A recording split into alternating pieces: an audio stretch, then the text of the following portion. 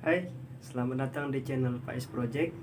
Di video pertama ini, aku ingin sharing kepada kalian tentang beberapa materi yang telah disampaikan oleh dosenku kepada aku khususnya.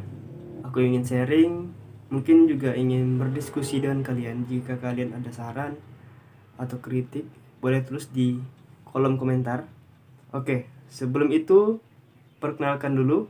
Namaku Faiz Arafi. Aku mahasiswa baru di kampus Umrah. Buat yang belum tahu Umrah itu adalah singkatan dari nama Universitas Maritim Raja Ali Haji yang terletak di Kepulauan Riau, tepatnya di Tanjung Pinang. Oke, tanpa berlama-lama, langsung saja kita ke videonya.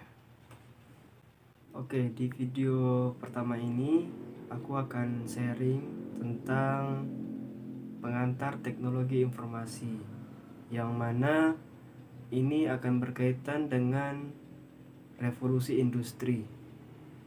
Oke, yang pertama itu ada materinya, ada IoT, yang kedua ada Big Data, yang ketiga ada Machine Learning dan juga Artificial Intelligence. Sebelum itu, aku ingin memberitahu dulu sebelumnya apa sih itu revolusi industri. Dari berbagai sumber yang telah aku baca dan cari, revolusi industri itu secara kasarnya adalah masa di mana pekerjaan manusia di berbagai sektor mulai tergantikan oleh mesin atau robot. Mengapa? Karena sekarang ini lagi gencar-gencarnya manusia itu menciptakan dan mengembangkan sesuatu mesin atau robot, sehingga di industri-industri sekarang ini yang dulunya membutuhkan SDM atau sumber daya manusia yang lebih banyak, sekarang ini tergantikan oleh dengan adanya mesin itu sendiri.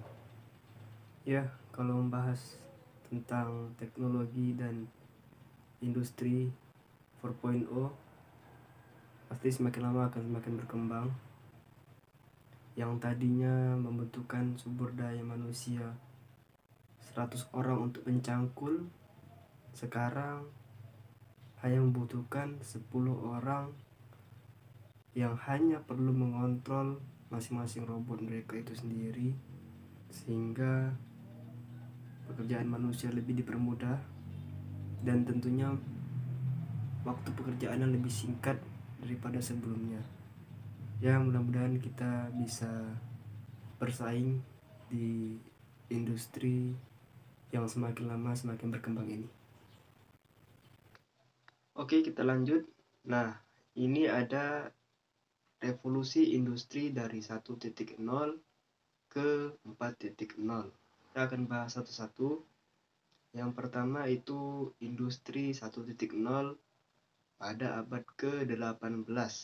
Yang mekanisme industrinya tadinya menggunakan tenaga manusia berubah menjadi tenaga mesin. Mesin pertama yang ditemukan yaitu adalah mesin uap, yang pertama kali ditemukan oleh James Watt di Inggris, yang digunakan untuk kereta api. Mesin uap ini akan dimasukkan beberapa batu bara yang dibakar sehingga menghasilkan uap, dan barulah kereta itu akan berjalan dari suatu tempat ke tempat yang lainnya. Dan itu sangat sekali membantu manusia pada saat itu. Yang kedua, industri abad 2.0, yang mana ini akan lebih canggih lagi, yaitu pada abad ke-20. Mekanisme industrinya yang tadinya mesin uap sekarang berubah menjadi tenaga listrik untuk menyuplai sebuah tegangan. Contohnya yaitu mulai mengembangnya sebuah alat transportasi lainnya, yaitu berupa mobil dan juga motor. Alat ini lebih canggih, yang sebelumnya masih menggunakan batu bara sebagai alat bantuannya. Kali ini hanya memerlukan listrik saja, sehingga mobil atau motor itu sudah bisa berjalan atau dikendarai oleh manusia dari suatu tempat ke tempat yang lainnya. Yang ketiga ada industri 3.0 pada akhir abad 20. Yang ini lebih canggih lagi tentunya, yaitu terciptanya perangkat elektronik dan juga internet.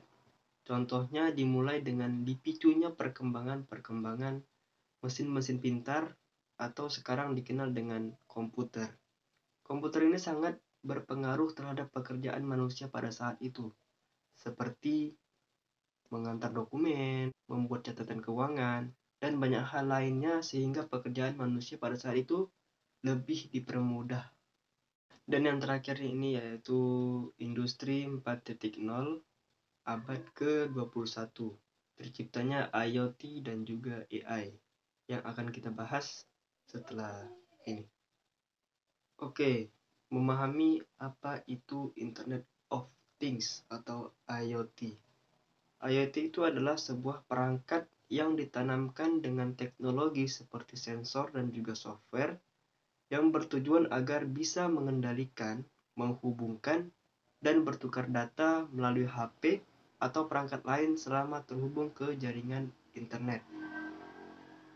Contohnya itu seperti smart home, yang mana semua perangkat yang telah terpasang dengan sensor, software, dan juga internet yang ada di rumah kita bisa kita kendalikan dan kita kontrol hanya menggunakan HP atau perangkat lainnya yang juga tersambung dengan internet.